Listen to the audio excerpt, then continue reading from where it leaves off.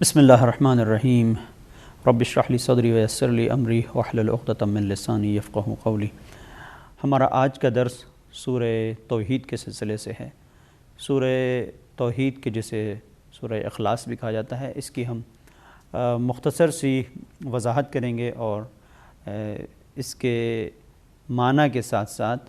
ہم کوشش کریں گے کہ بعض تفسیری نکات کو آپ کی خدمت میں پیش کر سکیں۔ جیسا کہ آپ سب حضرات واقف ہیں، سورہ اخلاص کی تلاوت عام طور پر سورہ فاتحہ کے ساتھ مرحومین کے ایصال ثواب کے لیے بھی کی جاتی ہے، اور ہم نماز میں بھی کثرت کے ساتھ اس سورہ کو پڑھتے ہیں، جس میں پروردگار نے ایک اگر دیکھا جائے تو نصاب توحید ہے کہ جس سے آشنا کرانے کی کوشش کی ہے۔ سورہ توحید میں در حقیقت جو آیات ہیں وہ اوصاف پروردگار کو بیان کر رہی ہیں، خدا کے اوصاف کے جواب میں ہیں۔ در حقیقت ایسا محسوس ہوتا ہے کہ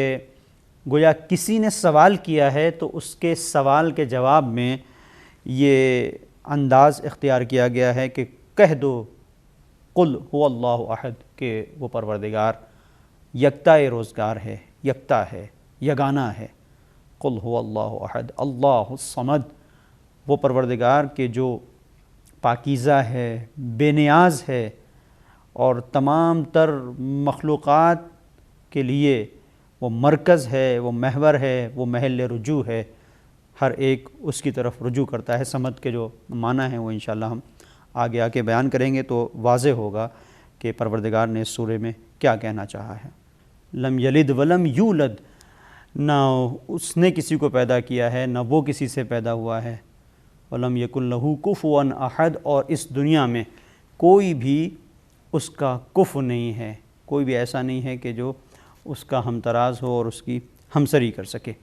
اب یہاں پر جو چند چیزیں ہیں جو قابل توجہ ہیں وہ یہ کہ یہاں پروردگار نے اشارہ کیا ہے قل هو اللہ احد، وہ پروردگار ہے کہ جو یکتا روزگار ہے۔ اشارے کے ذریعے سے پروردگار نے واضح کیا ہے کہ اس کی ذات وہ ذات ہے کہ جو مخفی ہے، وہ ذات ہے جو پوشیدہ ہے، جس تک نشانیوں کے ذریعے سے پہنچا جا سکتا ہے۔ ہم اس کی تہوں تک نہیں پہنچ سکتے ہیں، اس کے وجود کی گہرائیوں کو ہم درک نہیں کر سکتے ہیں، چونکہ ہم محدود ہیں، وہ لامحدود ذات ہے، جس کے لیے قرآن کریم نے ارشاد فرمایا سنوریہم آیاتنا فی الآفاق والانفس فی الآفاق وفی انفسہم، سنوریہم آیاتنا فی الآفاق وفی انفسہم حتی یتبین لہم الحق، کہ ہم اس کی نشانیوں کو آفاق و انفس میں دکھائیں گے یہاں تک کہ ان کے لیے حق واضح ہو جائے۔ اب یہاں پر سوال یہ ہے کہ یہ جو قل هو اللہ احد کہا جا رہا ہے تو یہاں پر قل کے ذریعے سے پروردگار کس چیز کو پہنچانا چاہ رہا ہے؟ امام صادق علیہ السلام کی حدیث ہے کہ در حقیقت قل اس بات کا اظہار ہے، اس بات کو پروردگار بیان کر رہا ہے کہ حضور سرور کائنات صلی اللہ علیہ وسلم نے جب توحید کا پیغام پہنچایا ہے تو آپ کے پیغام کو پہنچانے کے بعد کفار و مشرکین آپ کے پاس آئے ہیں، اور وہ اپنے خداؤں کی طرف اشارہ کرتے تھے کہ یہ ہمارا خدا ہے، یہ ہمارا خدا ہے، یہ ہمارا خدا ہے، اور آپ کا خدا کہاں ہے؟ جیسے ہم بتاتے ہیں کہ ہمارا خدا یہ ہے، مثلا لات و منات کو خدا کہتے تھے، لات و عزہ کو، حبل کو مثلا خدا کہتے تھے، تو وہ بیان کرتے تھے کہ یہ مختلف خدا ہیں جنہیں ہم نے مثلا سیم و زر کے ذریعے سے بنایا ہے، یا مثلا چاندی کے ذریعے سے بنایا ہے، یہ سب خدا ہیں، آپ کا خدا کہاں ہے؟ تو پروردگار نے ان کے جواب میں یہ بیان کیا ہے، حدیث ہے امام صادق علیہ السلام کی کہ قل هو اللہ احد، کہ حبیب ان سے کہہ دیجئے کہ وہ پروردگار ہے کہ جو یکتا روزگار ہے۔ قل هو اللہ احد، یکتا روزگار ہے، یعنی اس کو لمس نہیں کیا جا سکتا ہے، اس کو اشاروں کے ذریعے سے بیان نہیں کیا جا سکتا ہے، اس کو نہیں کہا جا سکتا ہے کہ یہ وہ خدا ہے۔ اس کے جو خصوصیات ہیں ان کو ہم بیان اس طرح سے نہیں کر سکتے ہیں کہ جہاں پر کسی ایک نقطے پر جا کر ہم اشارہ کر دیں کہ یہ وہ خدا ہے۔ اس کے صفات لامحدود ہیں، کچھ صفات کو ہم بیان ضرور کر سکتے ہیں، کچھ ایسی چیزیں کہ جو جس کے ذریعے سے ہم اس کی ذات کی معرفت پیدا کریں، ہم انہیں بیان ضرور کر سکتے ہیں، وہ اپنے صفات کے ذریعے سے ضرور پہچانا جائے گا، لیکن اس کو وصف کرنا حقیقی معنی میں ہمارے لیے ممکن نہیں ہے، اور اس کے صفات کا احاطہ بھی ہمارے لیے ممکن نہیں ہے۔ بعض صفات کو ہم اس کے ضرور بیان کر سکتے ہیں۔ اب یہاں پر امیر المومنین علی بن ابی طالب علیہ السلام سے روایت ہے کہ شب جنگ بدر میں، جنگ بدر جب ہو رہی ہے تو اس کی رات میں آپ نے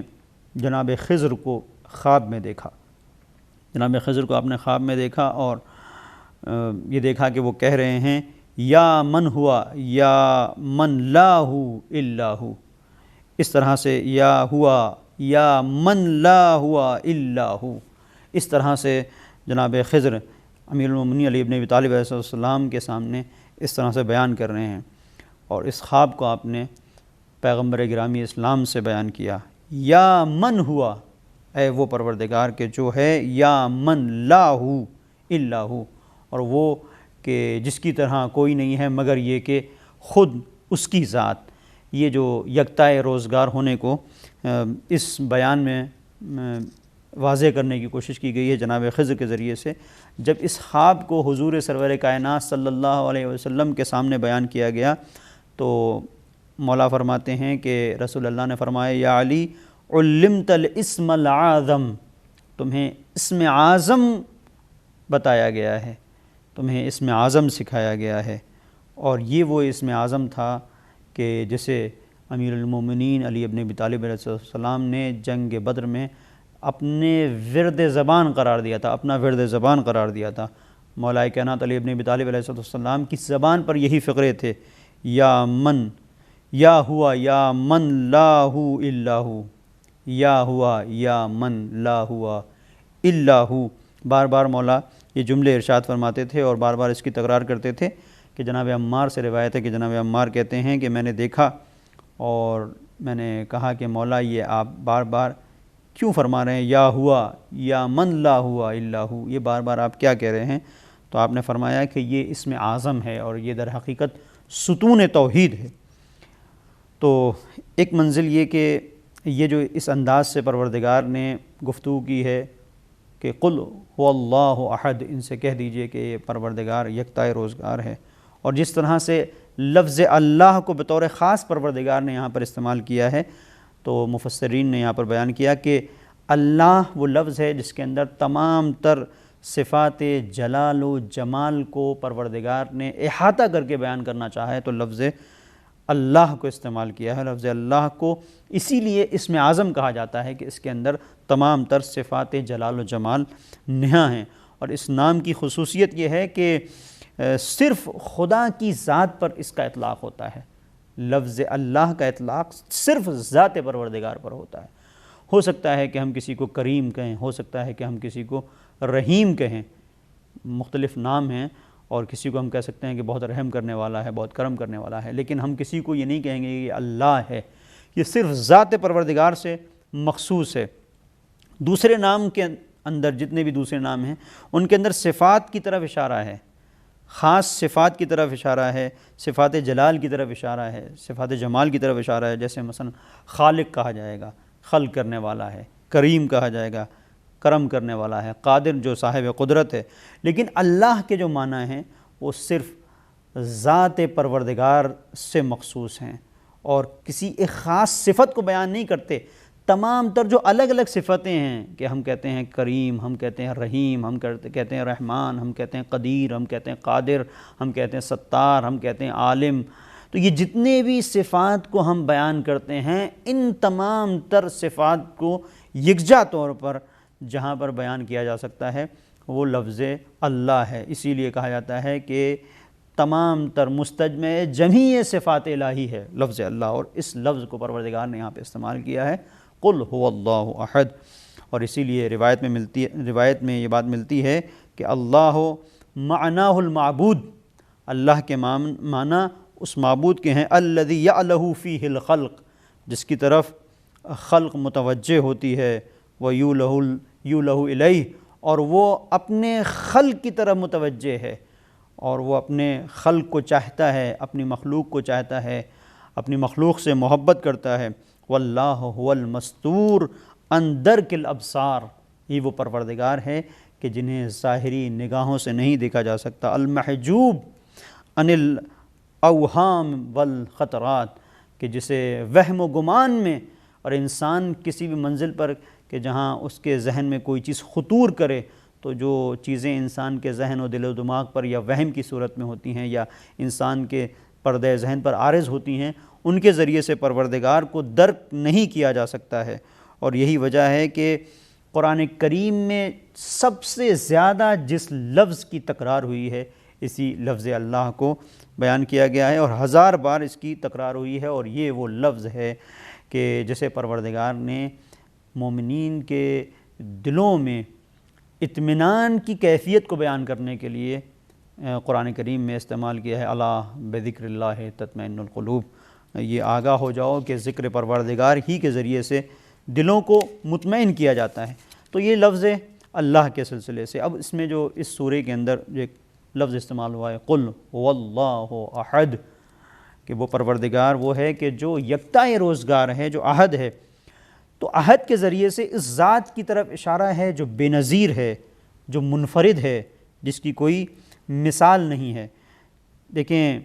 یہاں پر جس چیز کو پروردگار نے بیان کیا ہے وہ یہ ہے کہ وہ ذات جو تمام تر اپنے صفات میں منفرد ہے، وہ علم میں یگانہ ہے، احد کہہ کے پروردگار نے اس بات کی وضاحت کی ہے۔ وہ اپنی قدرت میں یگانہ ہے، وہ اپنے علم میں یگانہ ہے، وہ اپنے رحمانیت کی صفت میں یگانہ ہے، وہ لوگوں کو اگر چاہتا ہے ان سے محبت کرتا ہے تو اپنی محبت میں یگانہ ہے، وہ اپنے جلال میں یگانہ ہے، وہ اپنے کمال میں یگانہ ہے، وہ اگر حلیم ہے تو اپنے حلم میں یگانہ ہے، وہ اگر رحمانیت رکھتا ہے تو اپنی رحمانیت میں یگانہ ہے۔ اب اس سلسلے سے، احد کے سلسلے سے، بعض علماء بیان کرتے ہیں کہ احد اور واحد یہ دو لفظ ہیں کہ جس کے اندر فرق پایا جاتا ہے۔ کبھی ایسا ہوتا ہے کہ ہم بیان کرتے ہیں کہ ایک شخص کے سلسلے سے کہ وہ واحد وہ شخص ہے، وہ ایک کے معنی میں ہے، لہٰذا یہ بات ہے کہ احد کے اندر جو چیز ہے وہ یہ ہے کہ احد وہاں پر استعمال ہوتا ہے کہ جہاں پر کسی بھی طرح کی کثرت کو استعمال نہیں کیا جا سکتا، کثرت کو جہاں پر استعمال نہیں کیا جا سکتا ہے، نہ ذہن میں اور نہ خارج میں، جہاں پر کوئی کثرت نہیں ہے۔ اور احد کی جو لفظ ہے وہ بساطت کے اوپر دلالت کرتی ہے۔ بساطت یعنی ترکیب جہاں پر کسی وجود کی ہوتی ہے، ہم جنس کا ذکر کرتے ہیں، ہم فصل کا ذکر کرتے ہیں، ماہیت کا ذکر کرتے ہیں، ان تمام چیزوں سے جہاں پر ایک ذات ماورا ہے اسے احد کہا جائے گا۔ حدیث میں ہے، امام محمد باقر علیہ السلام کی حدیث میں ہے کہ احد یعنی ایک وہ ذات کہ جو منفرد ہے اپنے آپ میں، اسے احد کہا جائے گا۔ اور آپ نے اس حدیث کے اندر بڑی خوبصورتی کے ساتھ وضاحت کی ہے کہ واحد کو اگر آپ دیکھیں تو واحد جو ہے وہ عدد نہیں ہے، عدد کی بنیاد ہے۔ واحد عدد نہیں ہے، عدد کی بنیاد ہے۔ اسی لیے عدد جب شروع ہوتے ہیں تو 2 سے شروع ہوتے ہیں، عدد 2 سے شروع ہوتے ہیں۔ اس کا مطلب یہ ہے کہ وہ جو معبود ہے وہ ذات ہے کہ جو درک سے عاجز ہے، جسے ہم درک نہیں کر سکتے ہیں۔ قرآن کریم میں خدا کو اگرچہ واحد بھی کہا گیا ہے اور احد بھی کہا گیا ہے، اور یہاں پر اس چیز کی وضاحت کی ضرورت ہے کہ پروردگار نے اپنے جس صفت کو بیان کیا ہے وہ اس انداز سے کہ احد کہا، قل هو اللہ احد، وہ ذات ہے کہ جو احد ہے، یکتائے روزگار ہے، جس ذات کی طرح کوئی اور ذات نہیں ہے، جس کی طرح لیس کمثلہ شیء، جس کی طرح کوئی شے نہیں ہے۔ اور توحید صدوق میں یہ روایت ملتی ہے کہ جنگ جمل ہو رہی ہے اور ایک مرد عربی آتا ہے، اور آنے کے بعد امیر المومنین علی ابن ابی طالب علیہ السلام سے خدا کی وحدانیت کے بارے میں سوال کرتا ہے۔ وہیں پر کچھ لوگ تھے جو مولا کے جانے والے تھے، اس کو روکتے ہیں کہ بھائی یہ جنگ کا ماحول ہے، اس میں تم سوال کر رہے ہو، اور وہ بھی توحید پروردگار کے بارے میں۔ تو مولا کہتے ہیں کہ اسے سوال کرنے دو، اس لیے کہ ہم اسی توحید کی خاطر تو جنگ کر رہے ہیں۔ اور پھر اس کے بعد مولا نے بڑا خوبصورت جواب دیا ہے خدا کی وحدانیت کے سلسلے سے، جسے اس سورہ کے اندر پروردگار نے پیش کرنا چاہا ہے۔ آپ فرماتے ہیں کہ دیکھیں توحید کے سلسلے سے جب ہم وحدت کو استعمال کرتے ہیں تو یہ وحدت کے 4 معنی ہیں۔ ایک وحدت عددی ہے کہ جو پروردگار کے لیے جائز نہیں ہے، اس لیے کہ وہاں دوئیت کا تصور نہیں ہے کہ ہم عدد میں لے کے آئیں گے اور کہیں کہ مثلا وہ ایک ہے۔ یہاں پر بیان یہ کرنا چاہیں کہ جو چیز اپنا ثانی نہیں رکھتی اس کے لیے ہم یہ نہیں کہیں گے کہ یہ ایک ہے، کہ اس کے پیش نظر ہو کہ یہ اس کا ایک کوئی اور بھی ہو سکتا ہے اور یہ اپنی ذات میں مثلا منفرد ہے۔ جہاں پر کوئی چیز اپنا ثانی ہی نہیں رکھتی ہے تو ہم کہیں تصور میں بھی ہم یہ نہیں کہہ سکتے کہ اس کے لیے کوئی دوئیت کا تصور ہے، لہٰذا یہ اعداد میں شامل نہیں ہے۔ اس چیز کو مولانا نے یہاں پر بیان کیا ہے کہ اگر آپ وحدت کا لفظ استعمال کر رہے ہیں کہ اللہ ایک ہے تو ایک کا مطلب یہ اعداد میں مت لے کے آئیں، اس لیے کہ جب عدد میں آپ لے کے آتے ہیں تو آپ کہتے ہیں کوئی ایک ہے، یعنی تصور میں ایک دوسرا بھی ہوتا ہے، لیکن یہاں پروردگار کے لیے تصور بھی نہیں کیا جا سکتا۔ ہم کہہ رہے ہیں کہ وہ جو آپ تصور کر رہے ہیں وہ نہیں ہے، اس کے علاوہ یہ کوئی اور ہے، لیکن مولا یہ کہتے ہیں کہ پروردگار کے لیے کسی اور کا تصور بھی محال ہے، تصور بھی نہیں کیا جا سکتا ہے۔ اور پھر واحد کے جو دوسرے معنی مولا نے فرمائے جو صحیح نہیں ہیں وہ یہ ہیں کہ خداوند متعال جنس اور نوع سے مبرہ ہے۔ آپ اس کے لیے جنس اور نوع کا استعمال نہیں کر سکتے کہ اس کی نوعیت یہ ہے کہ مثلا وہ خالق ہے، اس کی مثلا جنسیت یہ ہے کہ وہ رب ہے، وہ معبود ہے، وہ پیدا کرنے والا ہے۔ یہ نوعیت اور یہ جنسیت کو آپ ہرگز پروردگار کے لیے بیان نہیں کر سکتے ہیں اور یہ صحیح نہیں ہے۔ پھر مولا جو دو معنی بیان کرتے ہیں وہ یہ ہے کہ وہ واحد ہے، یعنی اس کا کوئی شبیہ نہیں ہے، اور وہ واحد ہے یعنی احدی المعنی ہے۔ اس کا مطلب کیا ہے؟ یعنی وہ اپنی ذات میں تقسیم پذیر نہیں ہے، اس کی تقسیم نہیں ہو سکتی ہے، اور نہ ہم خارج میں، نہ عقل کے اندر اور نہ ذہن و گمان میں، نہ عقل کی گھوڑے دوڑا کے ہم کسی بھی طرح سے اس کے لیے کوئی اور ذات ہم تصور کریں اور پھر اس کی نفی کریں، یہ ممکن نہیں ہے، اس لیے کہ اس کی جو وحدت ہے وہ وحدت ذاتی ہے، عددی نہیں ہے، نوعی نہیں ہے، جنسی اور فصلی نہیں ہے۔ تو اس کو مولا کائنات علی ابن ابی طالب علیہ السلام نے بیان کیا۔ خلاصے کے طور پر ہم مولا کی جو یہ حدیث ہے اس کے ذیل میں کہ ہم پروردگار کے لیے جب ہم عدد استعمال کرتے ہیں تو عدد یہ جو تقسیم ہم کرتے ہیں اس طرح سے ہم پروردگار کی ذات کو بیان کرنے کے لیے، اس کی تعریف کے لیے ہم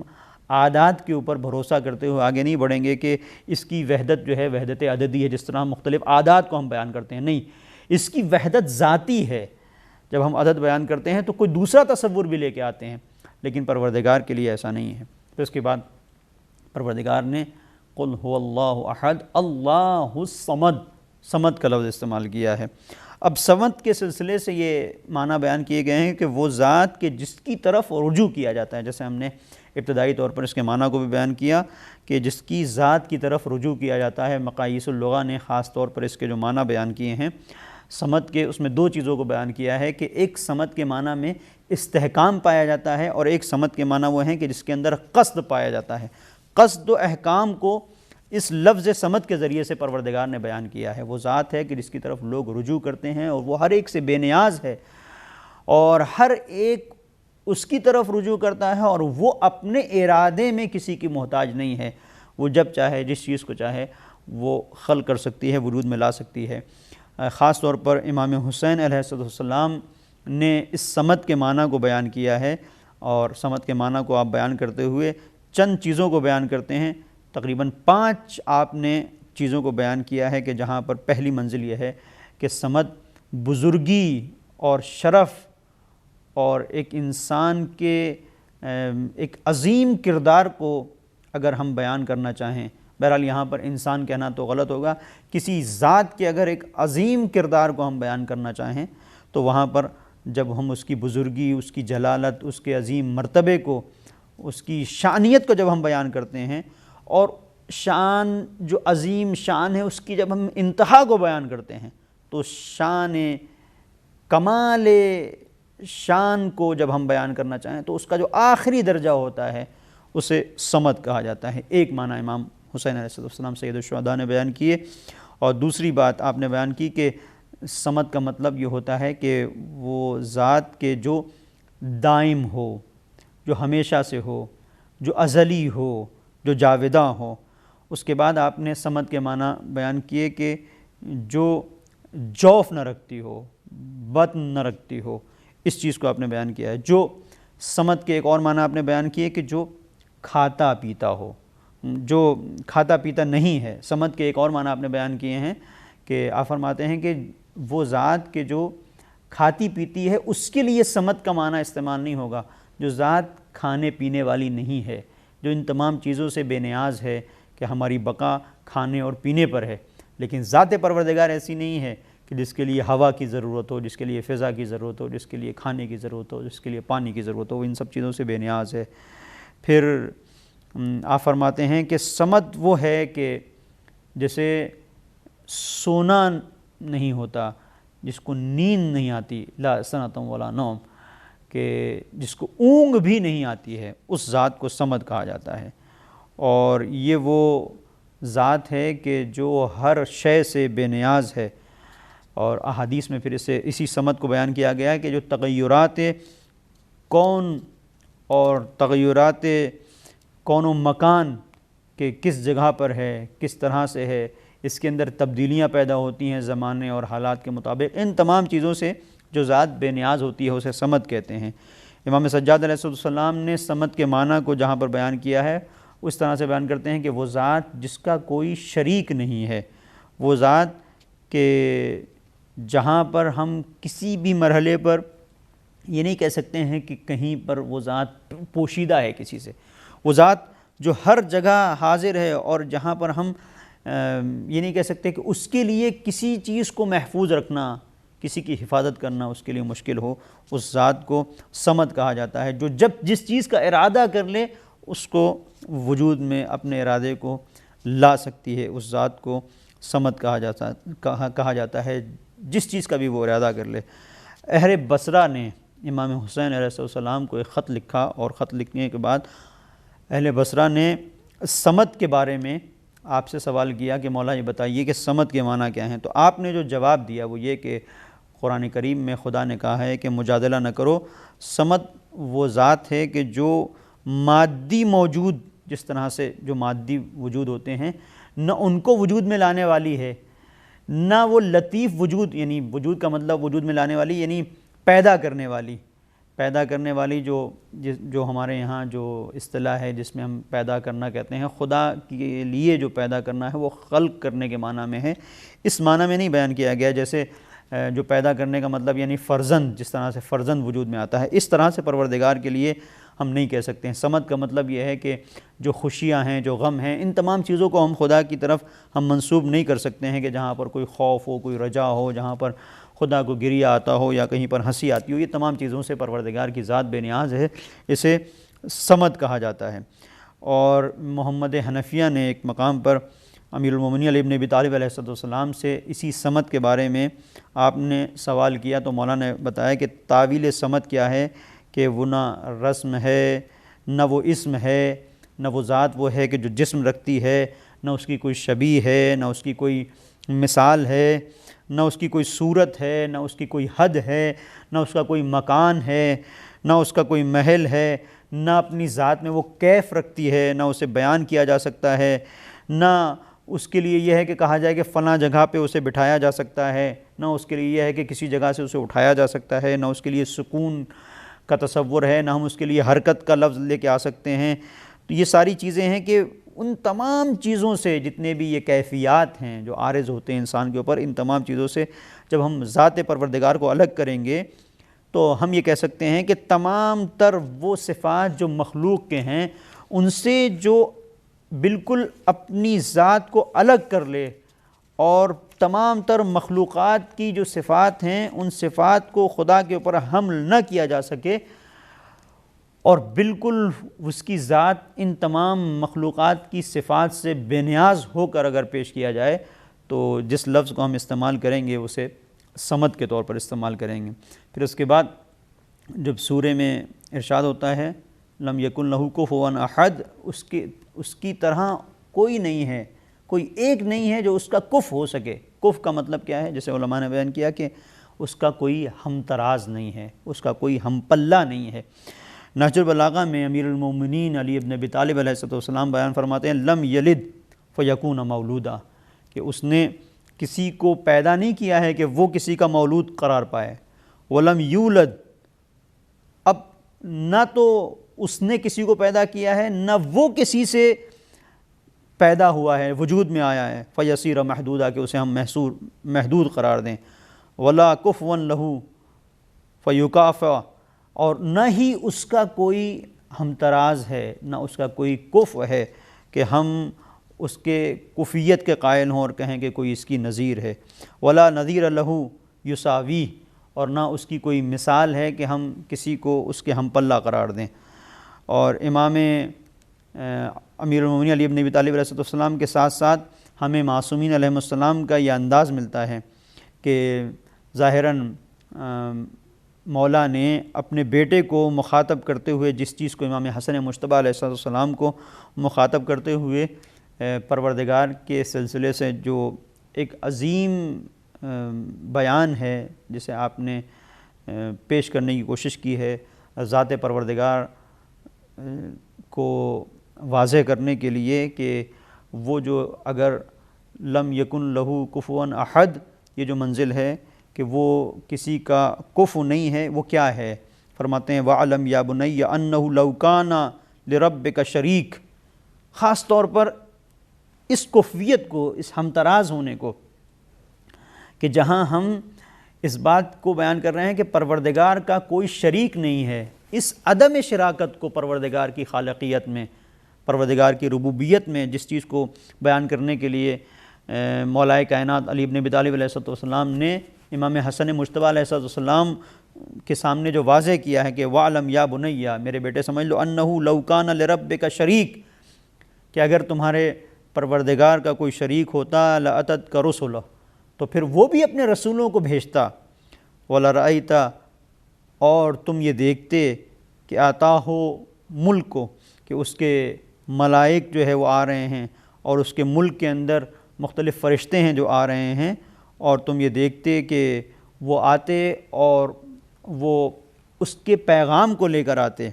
وَلَا عَرَفْتَ أَفْعَالَهُ وَصِفَاتَهُ، اور تم پھر اس کے افعال کو دیکھتے، اس کے صفات کو دیکھتے. وَلَكِنَّ إِلَٰهٌ وَاحِدٌ كَمَا وَصَفَ نَفْسَهُ، لیکن وہ ایک پروردگار ہے جیسا کہ اس نے اپنے آپ کو بیان کیا ہے. یہاں پر پروردگار نے اس سورے کے اندر توحید کو جو بیان کرنا چاہا ہے، اس توحید کو اگر ہم بیان کرنا چاہیں تو توحید در ذات، یعنی وہ اپنی ذات میں واحد اور احد اور یکتا ہے. توحید در صفات، وہ اپنی صفات میں واحد ہے اور یکتا ہے. ہماری طرح نہیں ہے کہ ہم ایک فرد کی حیثیت سے پہلے مثال کے طور پر ایک زید ہیں اور پھر ہم جب پڑھتے ہیں تو علم ہمارے اوپر عارض ہوتا ہے. ہم ایک شخص ہیں اور جب ہم مثال کے طور پر کچھ کام کرتے ہیں تو ہم اس کام کے انداز سے جس کام کو ہم انجام دے رہے ہیں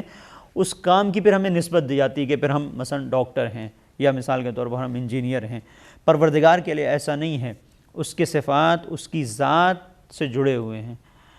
اس کے صفات اس کی ذات سے علیحدہ نہیں ہیں کہ ایک علم ہو اور ایک مثال کے طور پر ایک انسان ہو اور علم اس کے اوپر عارض ہو رہا ہو. اگر وہ عالم پڑھنے کے لیے نہ جائے تو پھر وہ جاہل ہے. خدا کے لیے ایسا نہیں ہے، اس کی ذات کے اندر یہ چیز ہے. تو یہاں پر توحید در ذات، توحید در صفات، پھر توحید در عبادت، اور اس کے بعد توحید افعالی کو پیش کیا گیا ہے. اور یہ جو توحید افعالی ہے، جب اسے ہم دیکھیں گے اور اس کا خلاصہ کریں گے تو توحید افعالی، توحید در خالقیت، پروردگار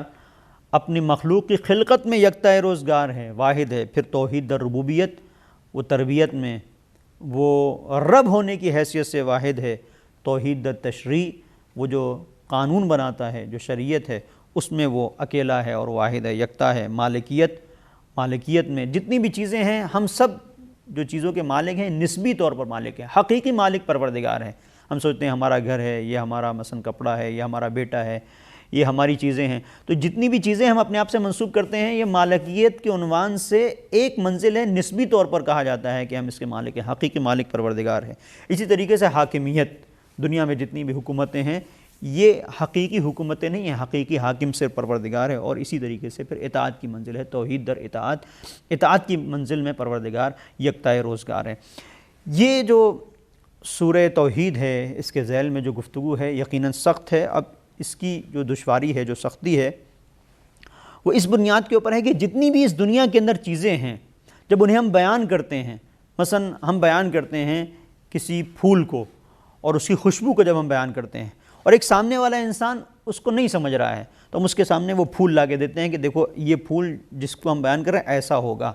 ایک شخص نے مثال کے طور پر آم نہیں کھایا ہے، ہم اسے بیان کر رہے ہیں آم یہ لذیذ ہوتا ہے، اس طرح کا پھل ہوتا ہے، اس کی خاص مٹھاس ہوتی ہے، اس کے اندر اتنی غذائیت ہوتی ہے، اور یہ خاص ہمارے مثلا فرض کریں ہندوستان کا پھل ہے، وہ نہیں سمجھ رہا ہے، تو ہم اسے یا تو اس کی تصویر دکھا دیں گے یا ہم اس کے سامنے آم لے کے آئیں گے کہ ایسا ہوتا ہے، تو وہ سمجھ جائے گا۔ تو ہر چیز کو بیان کرنے کے لیے مثالیں ہیں، لیکن ذات پروردگار وہ ذات ہے کہ جسے نہ مثالوں میں بیان کیا جا سکتا ہے، نہ اس کا کوئی نمونہ پیش کیا جا سکتا ہے، لہٰذا دشواری ہوتی ہے۔ پھر جتنی بھی چیزیں ہیں جب ہم ان کو بیان کرتے ہیں تو ظاہر ہے کہ ان کی ابتدا ہے، انتہا ہے، لیکن یہ وہ ذات ہے جس کے لیے ہم کسی بھی ابتدا کو یا انتہا کو ہم بیان نہیں کر سکتے ہیں۔ جتنی بھی چیزیں ہیں جب ہم انہیں بیان کرتے ہیں تو کبھی کبھی ایسا ہوتا ہے کہ جب ہم ان کی وضاحت نہیں کر پاتے تو ضد کو بیان کرتے ہیں۔ ایک شخص ہے جو نہیں سمجھ رہا ہے کہ تاریکی کیا ہوتی ہے، ایک شخص ہے جو نور کو نہیں سمجھ رہا ہے، ہم تاریکی کو اگر واضح کرنا چاہیں گے تو نور کے ذریعے سے مثال دیں گے کہ اگر نور نہ ہو تو جو چیز آتی ہے وہ تاریکی ہے۔ تاریکی کے سامنے ہم روشنی لے کے آئیں گے، کہیں گے تاریکی کو اگر تمہیں تاریکی میں اگر ہو اور تمہیں نور کا پتہ نہیں ہے تو دیکھو اس طرح سے یہ تاریکی ختم ہو جائے گی اگر نور آئے گا۔ تو ایک دوسرے کی ضد سے ہم چیزوں کو بیان کرتے ہیں،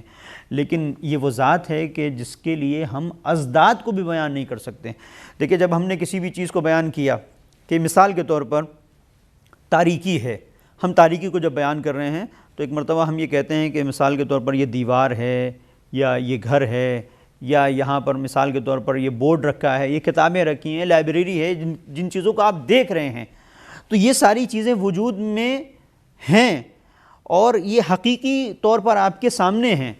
اب ایک انسان کو ہم یہ بیان کر رہے ہیں کہ نور کیا ہے، اس کو بیان کرنا چاہیں تو ہم یہ کہیں گے کہ یہ ساری چیزوں کو جو آپ دیکھ رہے ہیں، ان ساری چیزوں کو دیکھنے کے لیے نور ضروری ہے۔ یہ سب چیزیں اپنی جگہ پر ہیں، لیکن وہ چیز جو ان کو واضح کر رہی ہے وہ نور ہے۔ اگر یہ نور نہ ہو تو یہ کتابیں ہوں گی، یہ آپ کا روم ہوگا، یہ ڈائننگ ہال ہوگا، یہ ساری چیزیں ہوں گی، یہ آپ کا گھر ہوگا، لیکن اگر نور نہیں ہوگا تو یہ دکھے گا کچھ نہیں۔ سب چیزیں اپنی جگہ پر ہوں گی لیکن نظر نہیں آئیں گی۔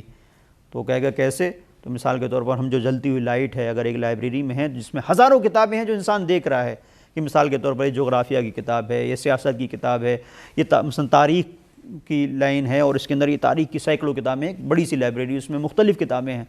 وہ دیکھ رہا ہے اور اس کو نور کو سمجھنا ہے کہ نور کیا ہے،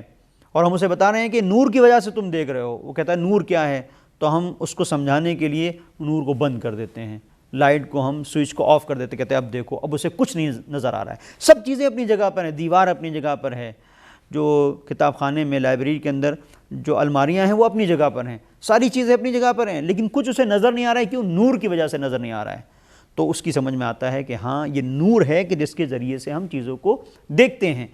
تو یہ ایک دوسرے کی ضد کے ذریعے سے ہم چیزوں کا تعارف کراتے ہیں، لیکن ذات پروردگار وہ ذات ہے کہ جس کے تعارف کے لیے ہم ازداد کو بھی نہیں لے کے آ سکتے، اس لیے کہ وہ ذات ہے جس کی کوئی ضد نہیں ہے۔ تو یہ وہ منزل ہے کہ جہاں پر ہمیں غور کرنے کی ضرورت ہے کہ پروردگار کی توحید کے باب میں جو مباحث ہیں وہ سخت ہیں اور اس میں دشواریاں ہیں، اور ان دشواریوں کے سلسلے سے ایک مستقل کتاب ہے سید العلماء علامہ علی نقوی صاحب کی، کہ جنہوں نے ان دشواریوں کو بیان کیا ہے، مختلف ظاہراً 11 یا 12 آپ نے دشواریوں کو بیان کیا ہے کہ پروردگار کی ذات کی معرفت کے سلسلے سے جو دشواریاں آتی ہیں وہ کیا کیا ہیں۔ سورہ توحید کے اندر پروردگار نے مجمل طور پر اپنا ایک تعارف پیش کیا ہے، اور وہ یہ ہے کہ قل هو اللہ احد، وہ پروردگار وہ ہے کہ جو یکتائے روزگار ہے۔ اب ہمیں سمجھنے کی ضرورت ہے کہ اس ذات پروردگار نے کہ جہاں پر اپنی یکتائی کو پیش کیا ہے، یہ وہ یکتائے روزگار ہے کہ جس کا مثل اور جس کا کوئی نظیر نہیں ہے۔ قل هو اللہ احد اللہ الصمد لم یلد ولم یولد، نہ اس نے کسی کو پیدا کیا ہے نہ یہ کسی سے پیدا ہوا ہے۔ لم یکن لہ کفوا احد، یہ وہ ذات ہے کہ جس کے لیے کوئی جس کا ہمتراز نہیں ہے اور کوئی اس کا کفو نہیں ہو سکتا ہے۔ امید کرتے ہیں کہ یہ درس تھوڑا خوش سہی لیکن آپ کے لیے مفید ہوگا۔ وصلی اللہ علی محمد وآلہ الطاہرین۔